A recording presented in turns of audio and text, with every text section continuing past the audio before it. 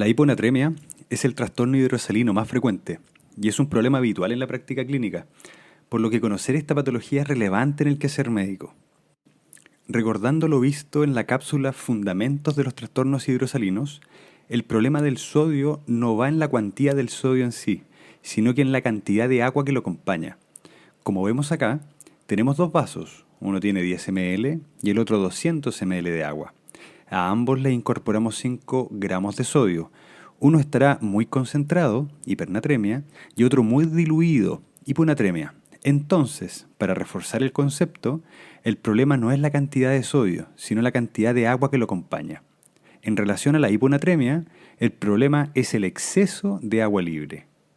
Operacionalmente, la hiponatremia se define como una natremia menor a 135 miliequivalentes por litro, y su severidad se encasilla según el rango en que se encuentre esta natremia. Se encasilla como leve cuando es menor a 135 hasta 130, moderada cuando es de 129 a 125 y severa cuando es menor a 125 miliequivalentes por litro. Existen múltiples causas de hiponatremia y prácticamente en todas ellas el exceso de agua libre es la responsable. La ADH está directamente involucrada en esto, ya sea por un defecto intrínseco en su secreción o alguna condición que conlleva secretar ADH de manera anómala y persistente. Fisiológicamente, ante una hiponatremia, la disminución de la osmolaridad plasmática es sensada por los osmoreceptores hipotalámicos, los cuales van a inhibir la síntesis y la secreción de ADH por parte de la hipófisis posterior. Esto permite que el riñón elimine el exceso de agua libre, regresando a la normalidad la osmolaridad plasmática. Por lo tanto, una hiponatremia en su origen y mantención involucra una incapacidad del cuerpo para suprimir la secreción de ADH, y eso lo vamos a ver con mayor detalle un poco más adelante. Una forma útil en la práctica clínica de orientar las causas de la hiponatremia es acorde al volumen extracelular que presenta el paciente, pudiendo encasillarlo en hiponatremias con BEC normal disminuido versus BEC aumentado. La hiponatremia con BEC aumentado ocurre en patologías que conducen a una reducción del volumen circulante eficaz. Por ejemplo, pacientes con insuficiencia cardíaca, con daño hepático crónico, con un síndrome nefrótico o a una enfermedad renal crónica avanzada en donde ya se pierde la capacidad para poder concentrar la orina. En la hiponatremia con BEC normal o disminuido, el primer paso es medir la osmolaridad plasmática. La hiponatremia con osmolaridad plasmática aumentada indica una hiponatremia dilucional, secundaria a una hiperglicemia o algún otro osmol efectivo. Cuando la hiponatremia cursa con osmolaridad normal, se trata de una pseudohiponatremia, clásica en contextos de hiperlipidemia, por hipertrigliceridemia, o en casos posoperatorios de una RTU prostática. Finalmente, con osmolaridad disminuida, corresponde a una hiponatremia verdadera. Aquí el siguiente paso es medir el sodio urinario. Si el sodio urinario está bajo, menor a 20 miliequivalentes por litro, indica que el organismo está diluyendo la orina como respuesta fisiológica al exceso de agua libre. Si el sodio urinario está elevado, más de 30 miliequivalentes por litro, sugiere una respuesta inadecuada. Se está reteniendo el agua libre, lo que puede observarse en una secreción inapropiada de ADH o en otro mecanismo, como el hipotiroidismo, la insuficiencia suprarrenal, una nefropatía perdedora de sal, etc. Antes de continuar con la cápsula, quiero que veamos dónde participa la ADH, ya sea de forma apropiada o inapropiada, en los distintos escenarios. Puede ser de forma apropiada cuando tenemos una disminución del volumen circulante efectivo, recordando que cuando se reduce el 5% de este volumen circulante, la ADH empieza a ejercer su efecto vasoconstrictor por los receptores B1 que están ubicados a nivel endotelial. Los vómitos, una diarrea intensa, un gran quemado o hemorragia pueden disminuir la volemia y con esto gatillar la síntesis de ADH por su efecto hemodinámico. Corrigiendo la volemia, la ADH se suprime y rápidamente se excreta esa porción de agua libre que tenemos en exceso y se normaliza la anatremia. Inapropiadamente ocurre cuando yo tengo una hiponatremia y aún así los niveles de ADH están aberrantemente elevados, lo que perpetúa y empeora la hiponatremia. Esto ocurre con algunas drogas, con un síndrome de secreción inapropiada de ADH, en una insuficiencia suprarrenal, en el hipotiroidismo, entre otros. Ahora vamos a hablar más en profundidad de los escenarios en que podemos encontrar la hiponatremia. Cuando nos enfrentamos a una hiponatremia con un BEC aumentado, generalmente se debe a patologías que reducen el volumen circulante efectivo, es decir, la cantidad de sangre que realmente perfunda nuestros tejidos.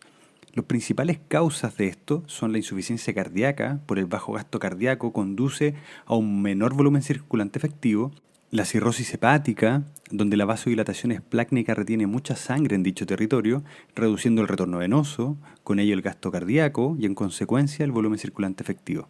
Esto también puede ocurrir en el síndrome nefrótico, que por disminución de la presión oncótica aporta en reducir este volumen circulante.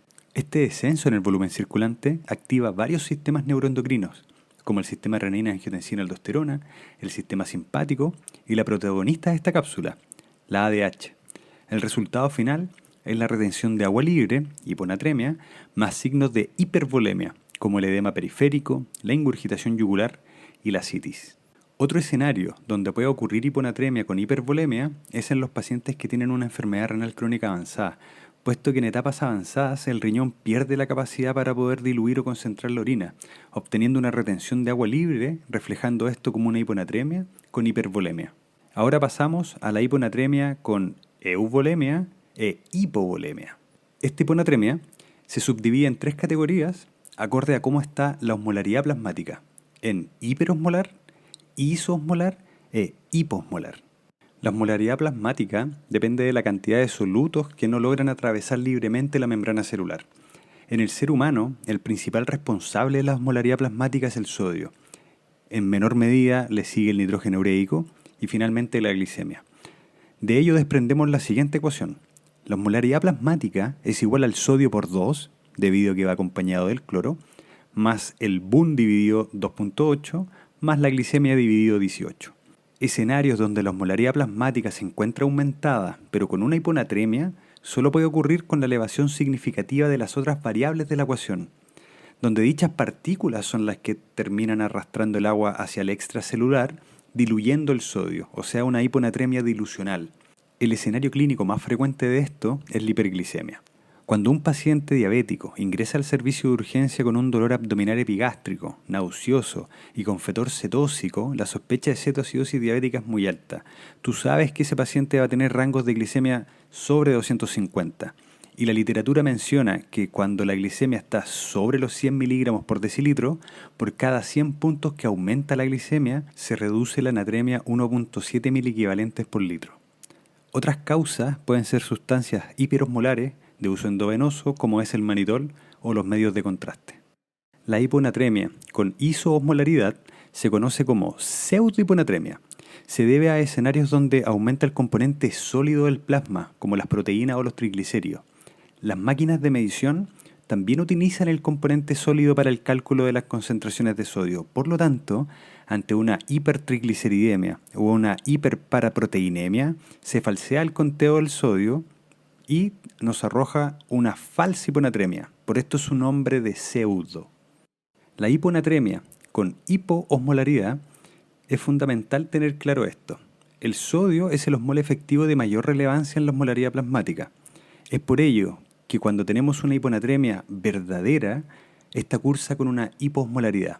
Siempre que tenemos la combinación de hiponatremia más hiposmolaridad, tenemos que ir a evaluar la respuesta del paciente respecto a la liberación de ADH. La respuesta normal ante una hiponatremia es inhibir la secreción de ADH. La ausencia de esta hormona permite al riñón excretar todo el exceso de agua, restaurando la osmolaridad plasmática y la natremia. Por lo tanto, una orina concentrada, es decir, baja en agua libre, se evidencia por un sodio urinario mayor a 30, y esto nos habla de que el paciente mantiene niveles elevados de ADH, a pesar de esa hiponatremia. La causa más frecuente de esto es el síndrome de secreción inapropiada de ADH, o SIAD, pero es importante destacar que su diagnóstico es de descarte, teniendo que excluir primero uso de fármacos como los anticonvulsivantes, antidepresivos, antibióticos, el hipotiroidismo y la insuficiencia suprarrenal. Cuando el sodio urinario se encuentra menor a 30, estamos frente a orinas diluidas, es decir, el paciente está suprimiendo la secreción de ADH para eliminar este exceso de agua libre. Esto ocurre ante pérdidas tanto de agua como electrolitos, pero la pérdida es mayor de electrolitos que de agua, como puede suceder en el sudor, los vómitos, la diarrea o el paciente gran quemado. Sin embargo, estas mismas condiciones también pueden cursar con pérdidas isotónicas respecto al plasma o incluso hipotónicas. La polidipsia psicógena es un consumo de agua empedernido, en cual sobrepasa los mecanismos renales de eliminar esta agua libre. Siempre se debe sospechar en pacientes con hiponatremia y trastornos de salud mental. Los fármacos que mayormente se asocian a hiponatremia son los antidepresivos, los anticonvulsivantes y los antibióticos. El mecanismo tiende a ser por un aumento en la secreción de DH. Se postula que el hipotiroidismo conlleva hiponatremia por alteraciones del gasto cardíaco. La hiponatremia tiende a ser leve, existiendo una relación entre TSH y natremia. Por cada 10 puntos que aumente la TSH, se reduce la natremia 0.15 miliequivalentes por litro. Por lo tanto, la hiponatremia mediada por hipotiroidismo tiende a ser leve. La insuficiencia suprarrenal produce hiponatremia mediante dos mecanismos. El cortisol genera un feedback negativo sobre la secreción de ADH. Al carecer de glucocorticoides, la ADH aumenta. En casos donde la insuficiencia suprarrenal es primaria, debe sumarse el déficit de aldosterona. La secreción inadecuada de ADH tiende a ocurrir por una afección hipotalámica o ante una producción ectópica de ADH, como ocurre en el cáncer pulmonar de células pequeñas. Las causas de CIAD son múltiples. Tumores pulmonares, mediastínicos, enfermedades del sistema nervioso central como accidentes cerebrovasculares, tumores, meningitis, encefalitis, hemorragia subaracnoidea, asociado a drogas, patología infecciosa pulmonar, etc. La severidad de la hiponatremia en contexto de CIAD es variable, pero lo más frecuente es que sea leve, puesto que necesita de la ingesta de agua por boca para ir progresando en su severidad. Al generar hiponatremias leves y de cursos más bien crónicos, la clínica del CIAD tiende a ser asintomática u oligosintomática. Recordar que el diagnóstico de CIAD es de descarte y se sospecha ante un cuadro de hiponatremia con hiposmolaridad plasmática, osmolaridad urinaria elevada, generalmente sobre 100, y un sodio urinario también elevado sobre 20 o 30.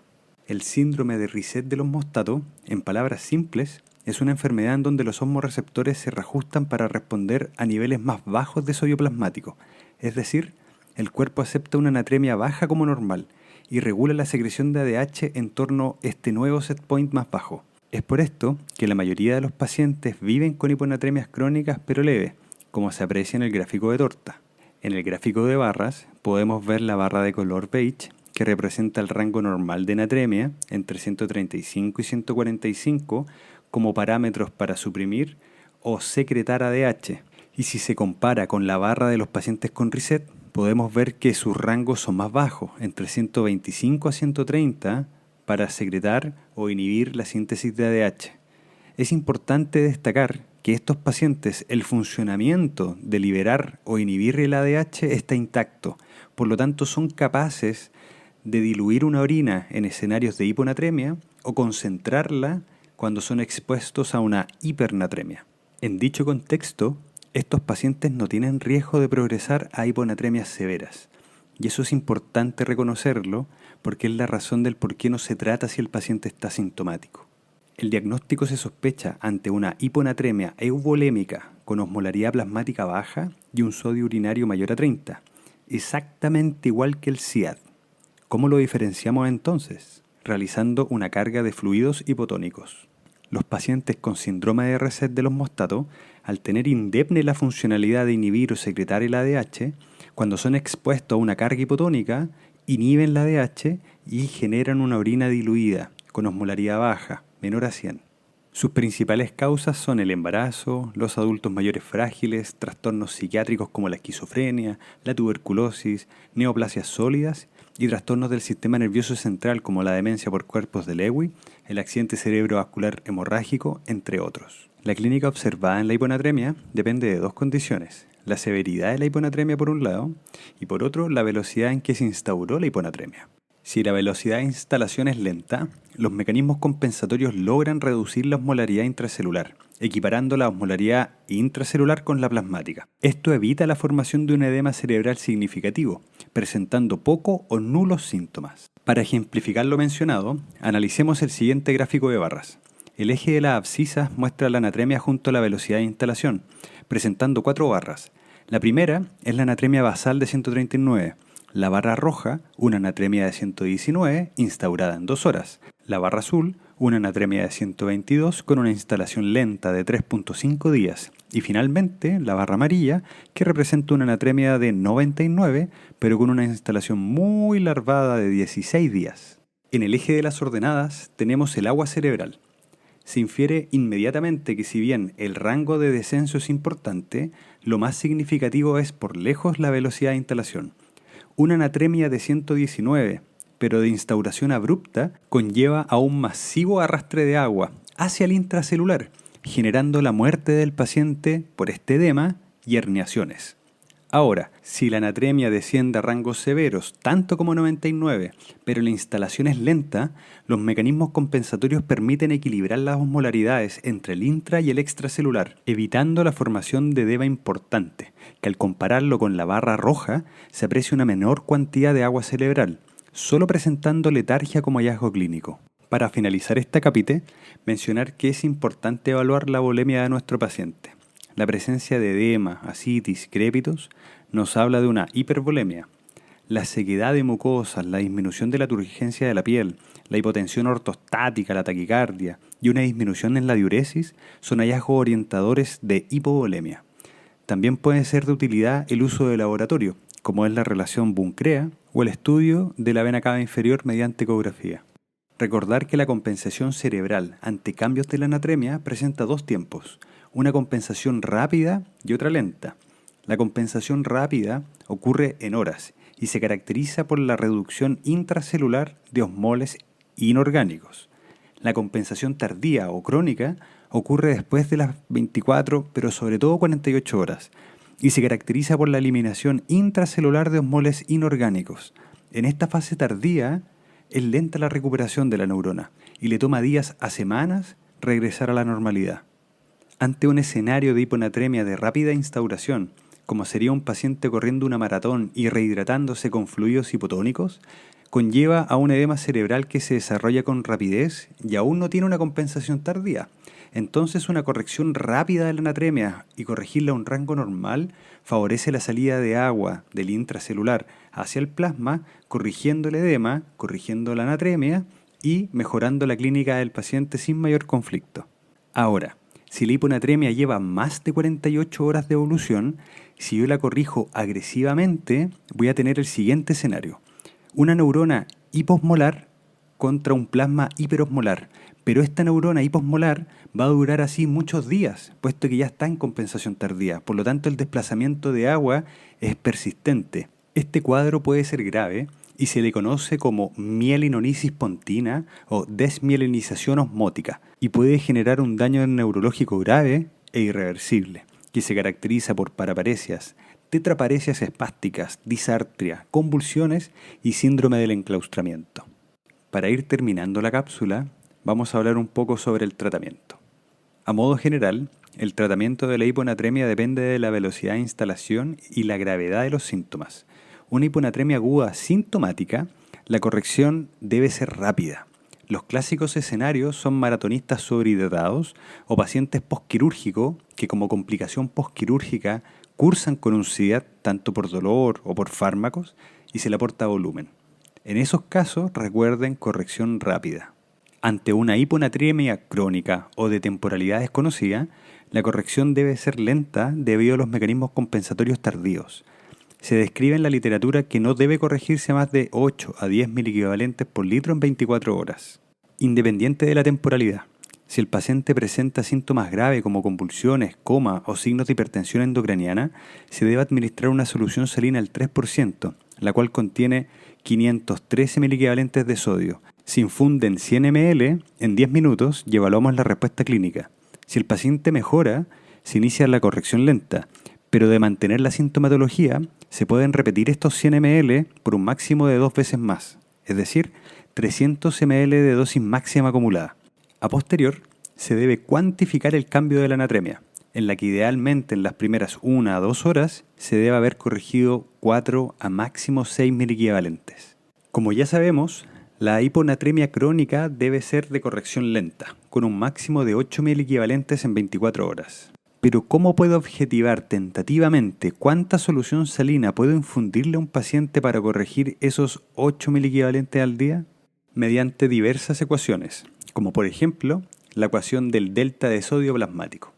Se calcula de la siguiente forma: el sodio que yo voy a infundir menos el sodio del paciente dividido el agua corporal total más 1.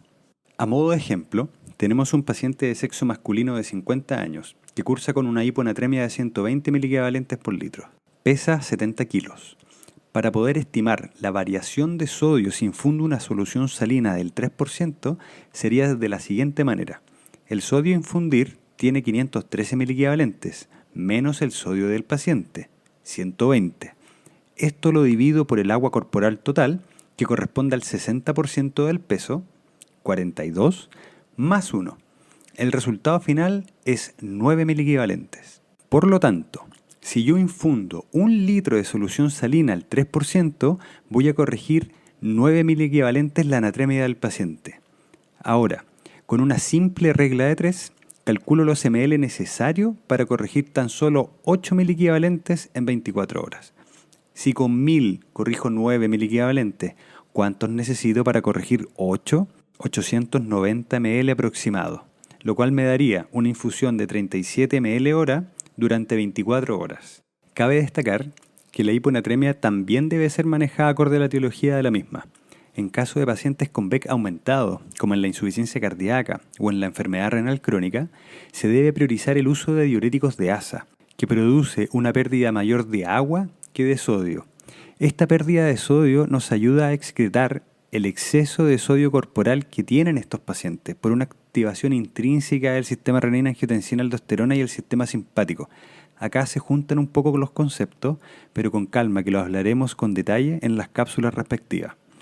Ante escenarios de SIDA, el ideal es restringir el agua libre y buscar la causa de la misma.